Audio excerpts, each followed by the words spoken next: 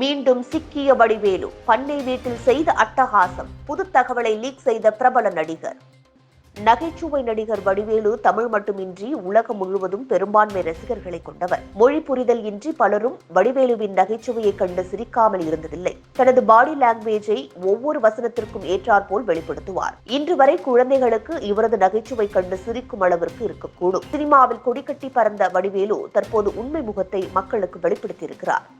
அது மட்டுமின்றி வடிவேலு குறித்து அவருடன் நடித்த நடிகர்கள் சொல்வதுதான் பிரமிக்க வைக்கிறது. தமிழ் சினிமாவில் இயக்குனர் ராஜ்கிரண் மூலம் சினிமா துறைக்கு வந்தவர் வடிவேல். படிப்படியாக உயர்ந்து விஜயகாந்த் உறுதுணையுடன் சினிமா வாழ்க்கையை தொடங்கினார்.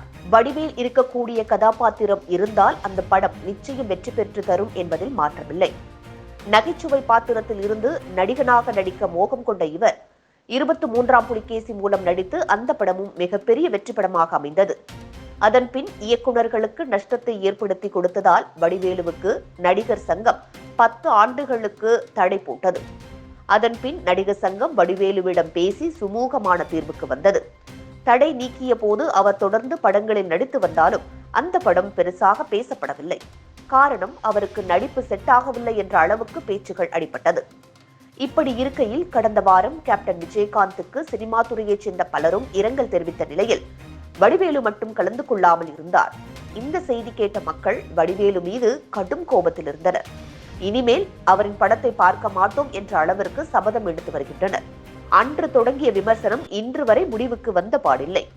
அந்த வகையில் அவருடன் நடித்த நடிகர்கள் எல்லாம் வடிவேலு மீது சமீபத்தில் பல குற்றச்சாட்டுகளை முன்வைத்து வருகின்றனர். இந்த நிலையில் பிரபல நடிகரும் திரை விமர்சகருமான பைல்வான் ரங்கநாதன் வடிவேலுவின் மறுபக்கம் குறித்து பேட்டி ஒன்று அளித்திருக்கிறார்.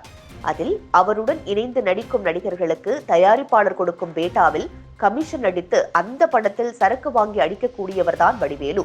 அவர் நினைத்திருந்தால் அவருடன் சேர்ந்து நடித்த நடிகர்களுக்கு நல்ல சம்பளம் வாங்கி கொடுத்திருக்கலாம். ஆனால் அதற்கு கூட வடிவேலுவிற்கு மனசில்லை.